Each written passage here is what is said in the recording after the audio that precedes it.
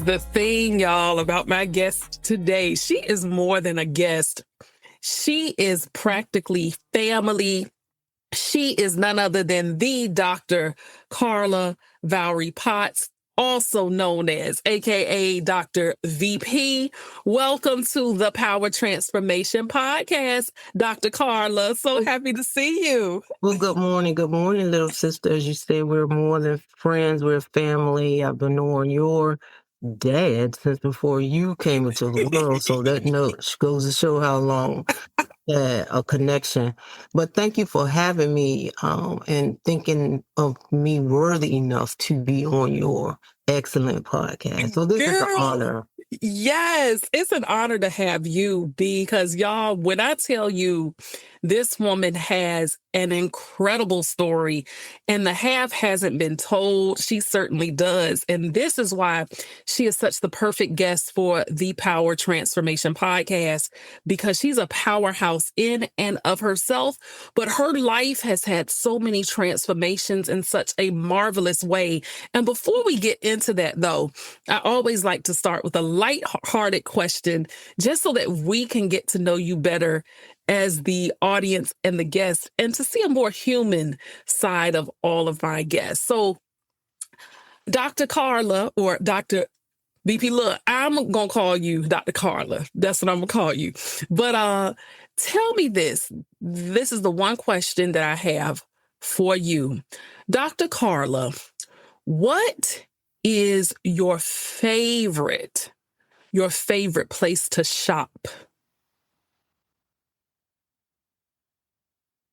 Well, you're not going to believe this, but I don't like shopping. Let's talk about it. Tell me, what is the reason you like shopping, big? Because look, I'm going to tell you a little secret too. I only shop if I have to shop, if I need. So I don't care to shop either. That's me. I really don't like shopping. I know what I want. So there's something specifically that I'm looking for, I go look for it.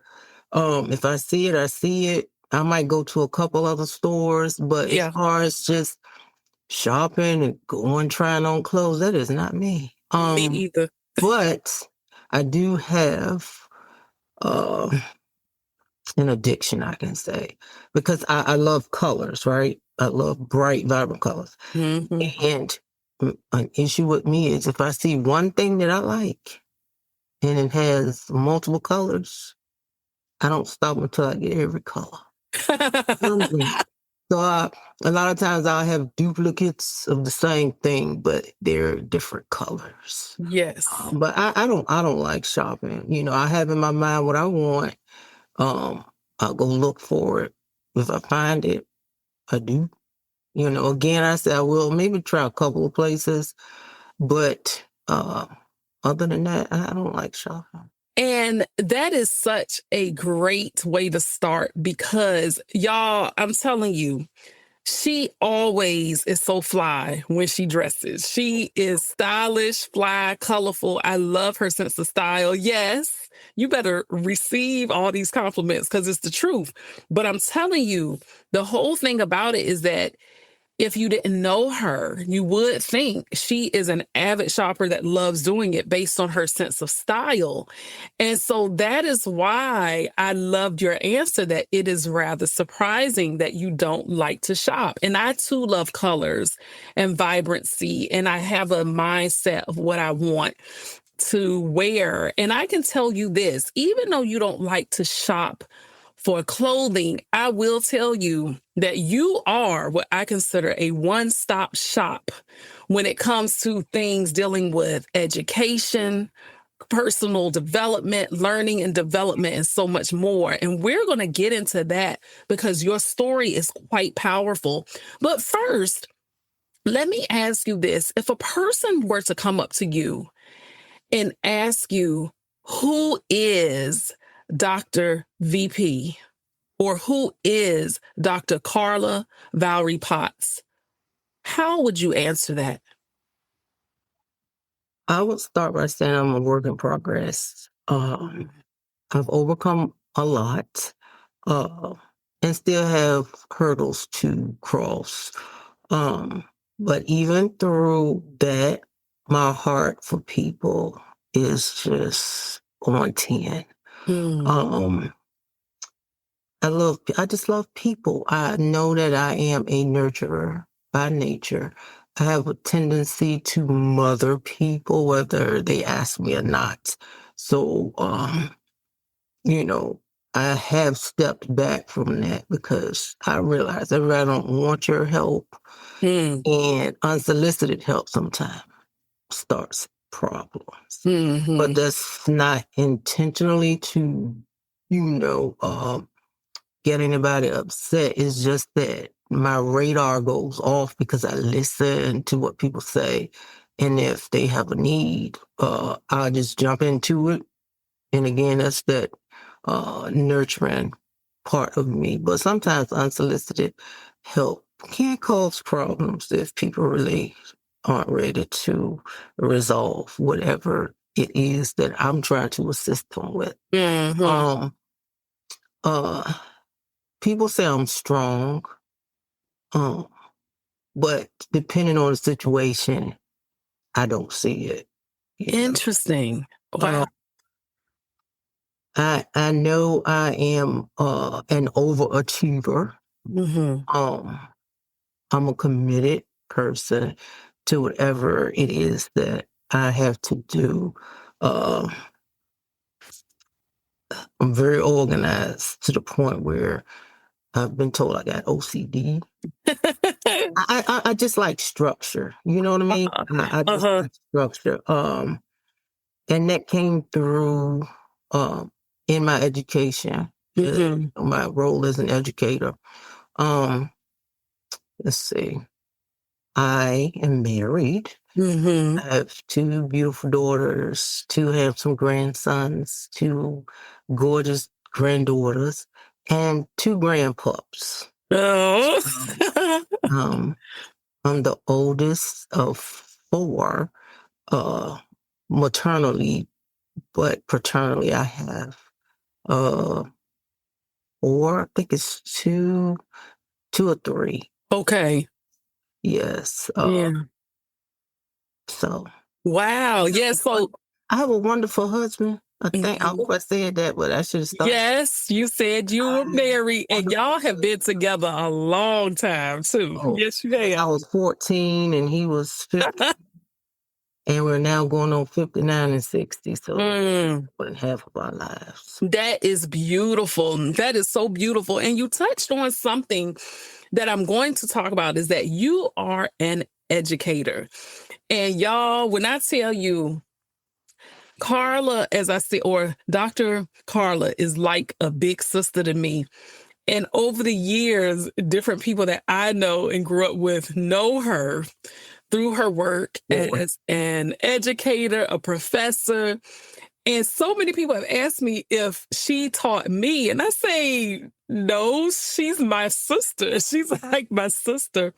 But the world is so small. And so the fact that you are an educator is remarkable.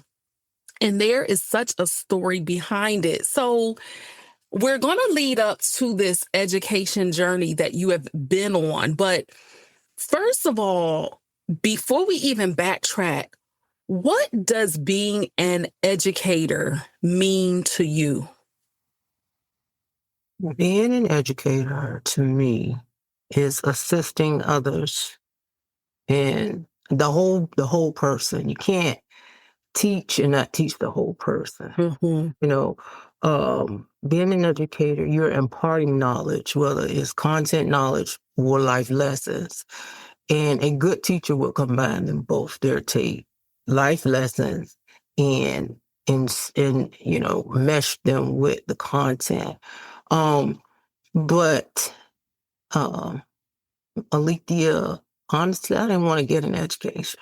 Mm. That's not what I wanted to do. I wanted to get into medicine. Mm. I wanted to be a doctor, but not a doctor of education. Yes, because you are a doctor, but just not the MD. I did not, that was not a goal of mine. Mm. Um, But it was part of God's plan, obviously, because it's been over 30 years that I've been involved in it. So, and let's kind of backtrack here. And I think this is a great segue. The fact that you didn't want to become an educator, I hear that story so much from a lot of people, including me. I never wanted to be one. That's a whole other story for a different day, but I loved it when I did. And I'm still educating just in a different way now. And so this is the question then, is I'm curious, let's go back. You said that you didn't really want to be an educator, but you were interested in medicine. Take us back to your upbringing in terms of your school experiences. What kind of student were you? Did you love learning in school? And just kind of take us through that journey, Dr. Karla, about what led you as you grew to shift from medicine to education. So take us back there on that school journey, any way that you like to take it. Well, math led me from being in medicine to education. That was one of the factors. You need to have that math. That's not one of my strong subjects. But anyway, as far as my upbringing in education, my family, particularly my grandfather, he was very instrumental in my structure. He didn't get a formal education, but he was one of the smartest men that walked the earth to me. And he always said to read, read, read. I could not ask him a question. And mind you now, he had books on any topic in that house, any topic. And, we didn't have the computer or AI or anything. So a lot of times I would say, well, Granddaddy, what's this and that? Well, have you looked it up? Wow. So I've been doing research all my life. Before we had a discussion, I had to look it up and try to, on my own merit to find out what it is that I was looking for. And then we would discuss it. My grandmother, she also worked in the school system. My mom, my mother, and also my aunt, but they all had played a major role in my education as I was coming up. I was a pretty good student when I wasn't sitting beside a teacher's desk. I did a lot of talking, but in hindsight, I think I was bored because I would go through my work and I'd get up and socialize. And on all my report cards, it was always, Karla's doing this, blah, blah, blah, but she talks a lot and, that type of thing. But then they knew what to do with me. First of all, they put me beside their desk. I had like 3 or 4 elementary school teachers that I sat right beside their desk. But they put me to work. They had me passing out stuff. They had me helping other students who needed help, because peer tutoring, as an educator, sometimes we as students can get to other students better than the teacher can. So, but again, I didn't know it was molding me for anything. I was just getting in trouble and getting put to work. So, but I was a good student. But events happened in my life and I went about the wrong way. Well, I can't say I went about it the wrong way because so as you're growing and as when we're growing up, metacognition isn't kicking in. The frontal lobe just has you not thinking, which is what its job is. And that's not fully developed. The metacognition and thinking about thinking portion of our brains are not developed until we're like 26 years old. That's right. So we're very impulsive in our behaviors. And because we're a certain size or a certain age, people say, well, they should know better. Or they really are not at that stage where they can comprehend what they're doing and why. So when we say we don't know why we're doing stuff up until about that age, it's no lie. So, but I had a great support system. No matter what I did, my mom, my grandparents, my auntie, uncles, nobody ever threw me away. Mm. I want to pause you there. You said nobody ever threw you away. And I think that is so powerful because just imagine, just not kids, but the amount of adults whose lives could have been so different had somebody not thrown them away. Now, some people who are thrown away take it as fuel to really catapult to that next level, but so many stay stuck and stagnant. And I think you're saying nobody ever threw you away is so important because, Karla, although you were a good student, you were talkative, a lot of us were, but you were a good student overall. Your path diverted slightly when you got into high school in a more non-traditional way. So take us to high school and tell us what happened that caused you to not necessarily graduate in a traditional way as people might think. Well, again, pre-adolescence is a trying time for kids. And I found out some information that I have been kind of questioning as far as my paternity. And my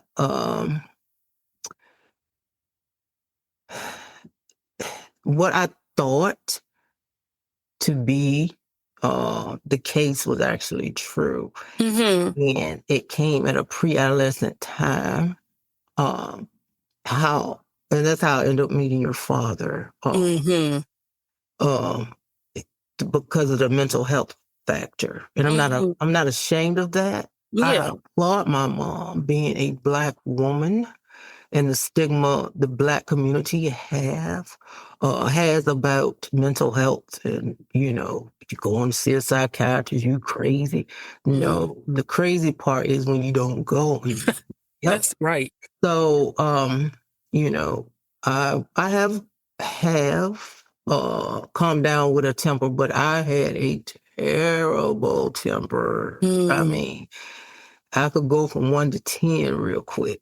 And, I think it escalated because of the information I had received, and being a child, I didn't know how to digest it. So, in my anger, I would fight all the time. Just, whew, you couldn't look at me the wrong way, fight, whatever. But that's how I met your dad, and he got on my nerves quite a bit. Yes, y'all. My father worked for 30 years as a mental health counselor, and he worked with teens and adolescents for many years prior to him even working with adult population. And so what's so amazing is that Karla is one of many that we've encountered over the years. Karla definitely is the closest, but over the years, even being out and about, people would still recognize my father and saying, hey, he helped me stay on track. I didn't like him at the time, but I could tell that he really cared. And that speaks volumes. And, because my mom, I like I said, I applaud her for help for me. And I don't remember what the doctor's name was. He said, well, you're not crazy. I said, I knew that when I got here. He said, but, you do need to get a little help. And I think the in-house treatment was just to give my mom some space too. But that's where, like I said, that's where your dad came in, and I had to talk to him every time he was at work. The same thing over and over and over and over. But anyway, I'm let me stay focused. Yeah. So And then I was fighting in school. Mm. And that's not what I was proud of, but that's just how I handled things. I didn't talk. I didn't give you a chance to talk. If I felt like you had offended me, I just hit you, you know. Oh. So I quit school and I ended up having a baby. And then we moved to another area. I tried school again, and as soon as I got there, guess what happened? I get into a fight. And I'm like, this is not the life that I want to live. Um, so I was by that time I was a grade or two behind because, quitting school, I wasn't where I was supposed to be on a grade level, in a baby. But I will say this. I had the best support system Mm. when I had my daughter. Wow, that's incredible. Between my mother and my auntie, who was just like a sister to me, they actually changed their work shifts so that the baby would always be taken care of. Because I did find a job, and my husband, my children's father, he was still in school, and he did what he could too, took little jobs or whatever. But I had the best support system. I could have stayed in school because my baby would have been taken care of. But for me, the best thing for me to do at that time, because like I said, I was fighting, angry. Um, and when people know that they can get you, stuff would, people would come and say, well, Karla, so-and-so said this and whatever, because they wanted to see a good fight. Yes, exactly. And stuff. And kids do that to this day in 2025. All these years later, they still do it. But I didn't want to keep going through that, and I couldn't see myself sitting in jail and my mom raising my baby, because eventually I probably would have been in jail. But my baby saved my life. Wow. It made me mature. So while I was young and I was the statistic, I will always be a statistic, but it happened. That negative statistic turned out to be a positive statistic. Because when I got right up here, stuff began to flow. So the reason I got my GED is because a family friend worked in the school system. Now, mind you, I said I didn't want to be a teacher, but I didn't get on the system with my oldest child. I got my first job as a cashier, but then she came to me, she said, you want to work in the school system? And I was like, I was 18. And so she said, well, you're going to have to get your GED. And I'm like, okay. And I got my GED, ironically, the same year I was supposed to march across the stage. Oh, My high school wow. diploma. Yeah. So I got my GED. The exact same year you were supposed to graduate. Exact same year. Wow. I was supposed to graduate in 84. Uh-huh. And I was hired. And the position that I took was the exact same position my mom had had the year before. Amazing. Yes. So that's how it started. And what type of role was that? How did you start? A teacher assistant. Oh, yes. A teacher assistant. And to be 18 years old with a full-time job. That's a good job then for an 18-year-old. Health insurance. And I had to work in the summer. I was like, wow. But I still wasn't trying to. I was looking at the benefits, not a career. Got you. And so let me ask you this. I think this is so pivotal. What your daughter, as you said, saved your life, your Yes. first child. Mhm. So this gradual transition from having this volatile temper to having control of your emotions. Now I wouldn't say I had. I Trying had. to control your emotions. So It wasn't this is the good. question then.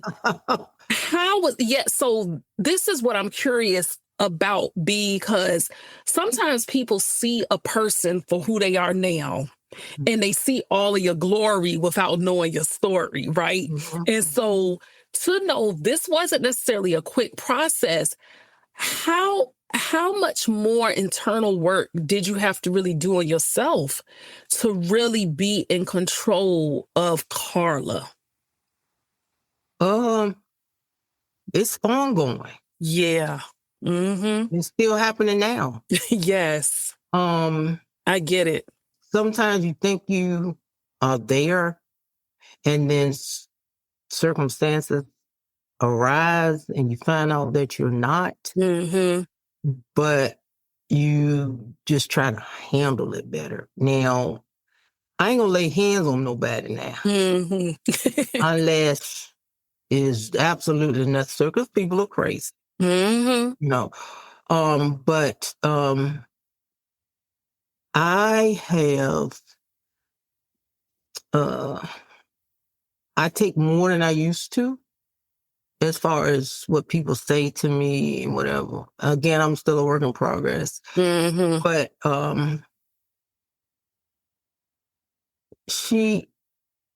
her birth helped me realize that I had something to fight for. Mm-hmm. Yeah.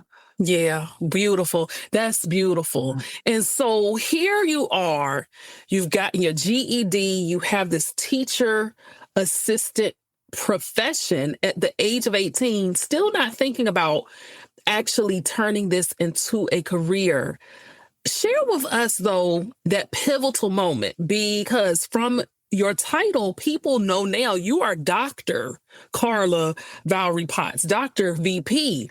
And you've done so much more, even outside of the school system. So take us to that turning point where you said to yourself, I could really make this into a career and I want to. What was that aha moment for you? Um, the years progressed as a teaching assistant.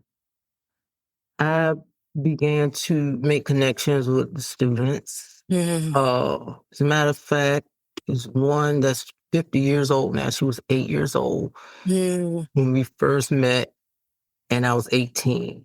Uh, and we talk all the time. And I began to have a heart for the children who nobody else really wanted to deal with. mm-hmm. And I was drawn to those children. And I could get to them and talk to them, like a mom say, look, you better sit down and you better behave. And they received it. And the parents and we got along too, because hey, I was a teen mom like most of them Yeah. in the urban schools that I worked in. So we had a lot in common, and I could talk to the parents. Sometimes you have to calm them down too, because they're ready to go off on, how it is in education. Mm-hmm. So the years progressed. I began to enjoy it a little bit, going from school to school. And the teachers, those that did give me their lesson plans, I would make my own little things, Oh, my own uh, little worksheets. I make my own little games and stuff. And sometimes they would ask me, could they use my stuff? wow. Um, the principals, they would pull me to substitute or be in a classroom with a teacher with no classroom management sometimes. Mm-hmm. But it was one day I was sitting in the office, subbing for an office manager. And there's this one man, his name was Richard Singletary. He's from Portsmouth. He was the English as a second language teacher. Very intelligent, very smart man, but he's a man of few words. And he came through the office and he really didn't look at me because he was going to the mailbox. He said, it's a shame somebody with so much potential is sitting around getting mediocre pay. Wow. Ooh. Mm. Oh, my goodness. And I'm like, And he went about his business, went to the mailbox, and he walked out. Didn't say buy anything. And I got to thinking about that. Mm. That was deep coming from him. He was watching you the whole time. I had other teachers say, Potts, you need to go get your own classroom. Potts, you need to get But I wasn't trying to hear that because in the midst of it, I had applied for Centera Nursing School. Mm-hmm. And I had been accepted, but because I had a GED, I didn't have the high school chemistry and algebra that was needed. And they told me if I got that under my belt, I could come. Well, little did I know you had to know algebra to do chemistry, and I signed up both on at the same time. Oof. That was a mistake. Mm-hmm. Go back to education. Then I ended up going to Key Business College. Graduated with honors, certified, medical office assistant. Mm-hmm. Then found a job and then I did a little bit and everything just kept routing back to education, right? So I was put into this teacher's classroom and she said, I'm going to take, her son was getting ready to graduate. That was in 95. Yeah. Her son was getting ready to graduate from high school. So she said, I'm going to what's called the Equal Opportunity Center. She said, I'm going over here and to talk to them about her son, financial aid, and et cetera. And all of a sudden, I said, can I have the number? So she gave me the number, and I told her, I said, I'll be back. I made the call from work instead of an appointment. And when I came back, I said, oh, I have an appointment. She said, girl, I gave you the number, and you the one that made an appointment. So she told me that she was going. So she left. She made an appointment, and we went together. And when I went over, we went to the Equal Opportunity Center. I didn't have to pay for my application fee I went to Norfolk State. I didn't have to pay for my application fee. They gave me a waiver for that. I got financial aid. But while I was a teacher assistant, at that time, Portsmouth Public Schools paid for us to get a few courses under our belt. They paid for those. Those were accepted, so I was a transfer student, and that's how it started.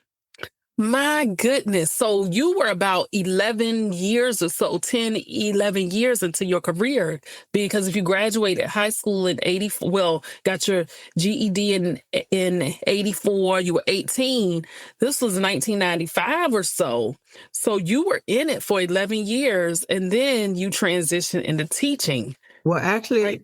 I was a teacher assistant for 15 years because I was 18 and I was 33 my first year of college. Oh, okay. So got you. Sometimes I was the oldest student in the classroom because I went nights.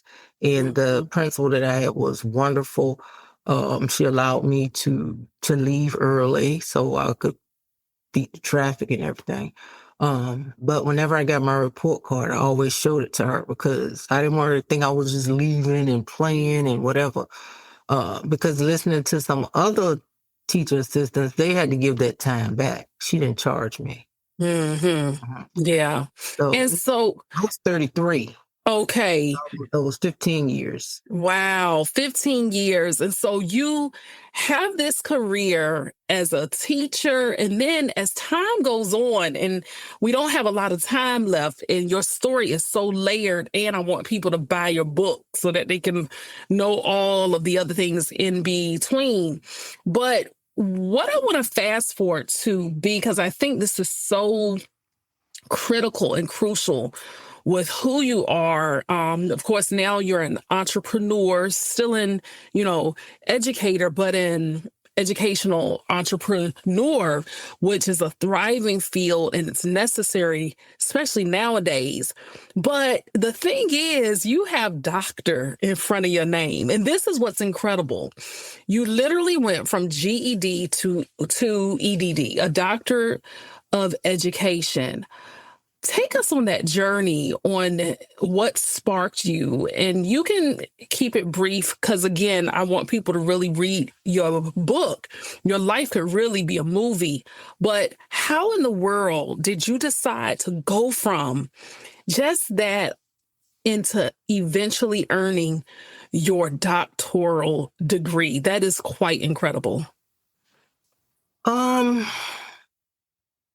It might sound strange, but I love hats. Mm-hmm. And whenever I would go to a graduation, Don't tell me you like the hat. Don't tell me. It was an overwhelming feeling I would get when I would see those doctors walk out with those robes and those hats. Yes, those little floppy hats. Yeah. I would get emotional and cry. And my husband was like, "What are you crying for?" I said, "I don't know, but I want one of those hats." Wow. And that's the same way I get now, though, when I go to a hospital. When I see people in scrubs, I get that same feeling. But anyway, back to my story. I got my bachelor's, and I just kept going. I went from a GED to a doctorate in less than 10 years. Oof. But I Incredible. will say it was easy for me because I was mentally ready. Mm-hmm. Had I gone to college when I was 18, with the baby, again, I had the support, but you can have all the support in the world if you're not mentally ready. It's not gonna work. Mm-hmm. But it was like an addiction. School was an addiction. I still love to learn, and I'm still researching and doing things. But once I got that bachelor's degree, you know, again, people like, "Potts, you would be a good school principal, blah, blah, blah."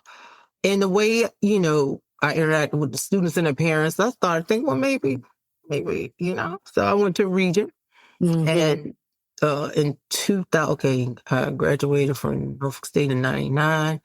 2001, I went to Regent, got my master's in 2002 in educational leadership. And all of a sudden, here I am at TCC teaching now. Mm-hmm. Tidewater Community College. Norfolk campus. Mm-hmm. And the dean, he was new, saying him and I came in January of 2006. He came in and talked to us and asked us what we saw ourselves doing within 5 years. Well, I told him what I wanted to do. He said, "Well, why don't you try this school?" I'm like, "Okay." So I called, talked to an advisor, and I emailed him, my student copy, my transcripts. And the next thing I know, no, that was 2005. The next thing I know, I had a student number. Wow.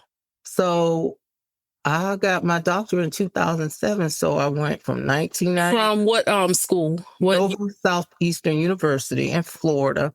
My degree was in organizational leadership with a minor in ed leadership. Mm. So in less than 10 years, I went from a GED to a doctorate degree. And it was easy for me. How did you feel when you finally had that hat on your head? When you I cried for me just like I did for them other people. Yes. I was like, wow. It was like a crown. Mm-hmm. It was just like a crown, that crushed velvet, and I don't know. It was beautiful. It was And that's something nobody will ever be able to take away from you. You will always be Dr. Karla Valrie-Potts, always will be Dr. VP. And so your story, you chose to then write a book and become a published author. And you all, I think it's important to note also that from that, Karla has become a university professor. She has her own educational consulting firm. She's done so much, even in corporate world. She's expanded and gone so much farther than a lot of people do when it comes to just education. And it's not taking away from anyone, but sometimes people lock educators into this box of, oh, you only work for a school or a school district. It's so much deeper than that. And so you also are a published author. What inspired you to say, I want to write my story and to get this out there? And what do you hope that readers will glean and gain from your book? Well, it was God inspired, honestly. Mm-hmm. Because I have a passion for people to know that they're not alone, and your beginning doesn't have to be your ending. And young women, young Black women, there are a lot of young Karlas out there like myself who don't have the support that I had. I had marvelous support. Every step of this journey, I had awesome support. No nonsense people who were going to tell it like it is, whether I wanted to hear it or not. And those are the type of people that I needed. And they helped catapult me to where I am. And that's what I feel like I need to do, is to work with young women, young moms, teen moms who feel like they're alone, help break some generational curses, and let them know that they all have a gift. That's right. They all have a gift. But I want to, since I am on this platform, is one person, and you mentioned corporate. I give honor to my husband, children, and etc. But there is one person who I want to take the time to thank. Her name is Sonia Hobson. She's the owner of Stage Services Group, LLC. Sonia is the reason why I am. Well, my business had always been in my mind to do, but Sonia took a chance on me, and in my, I was just ready. I was just tired of education in the classroom. And I knew it was something more. God wasn't allowing me to pursue and achieve a principalship. Yeah. So, and you tried. Yeah. And I tried, but once I met Sonia, I understood why. She took a chance on me, knowing that I had no business acumen whatsoever. But she hired me anyway. And I became a senior instructional designer and training specialist for her company. And I'm like, wow. And I used to tell her, I said, you took a chance on me because I didn't know any business. I didn't want to be an entrepreneur. I did not, but I did and I didn't. I would set up a LLC, but I wouldn't do nothing with it, shut it down and whatever. But she knew upon hiring me, that was a goal. And she hired me and she exposed me to the jargon, get an understanding of how to look at RFPs, RFQs, RFIs, how to propose. I mean, she just exposed me to so much. And the contacts and connections that I made through her. I worked on stuff. I worked on projects on NASA, USDA, stuff that I would have never, ever been exposed to had it not been for Sonia. So, Sonia Y. Hobson, if you are listening to this, I love you. I thank you. And I appreciate you so much for taking that chance with little old me and my personality. Because I know sometimes I could be a little bit strong, but I love you and I thank you so much. I thank you so much. Blessings to Sage and how she even it was so smooth the way she helped me transition into my own. Right. Mm-hmm. I went from her employee to a subcontract. She could have just said back hauler. She just changed my role. Mm-hmm. And I think that we as Black women need to do more of that instead of fighting each other. Mm-hmm. She really is different. She's a different kind of Black female entrepreneur. She is a blessing, and I just hope God just takes her business to another level because she deserves every bit of it. And I love that. Is wonderful. And thank you for shouting her out. And we will be sure to, even when I post this particular episode, if she's on social media, I may have to even tag her in a comment because I think it's important to give people their flowers while they're still here. And for you to say that could be a whole other episode in and of itself, but it's true.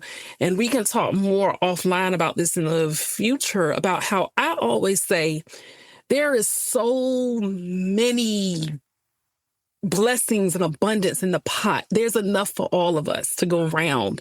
And it is quite shocking, especially in this entrepreneurial world.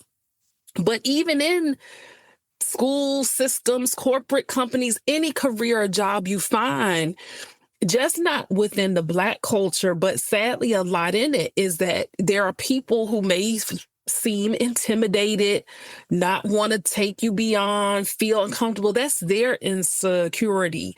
But when you can find someone who is confident enough in themselves, but also confident enough in you to say, hey, I see so much in this person, let me help them. That's how that cycle of overflow continues throughout life.